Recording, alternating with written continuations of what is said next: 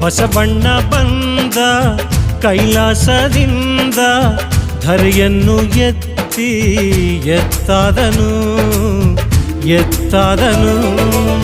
ಭುವಿಯಲ್ಲಿ ಶಿವನ ಕುರುಡನ್ನು ತೋರಿ ಕುರವತ್ತಿಪುರದ ದೈವವಾದನು ದೇವನಾದನು.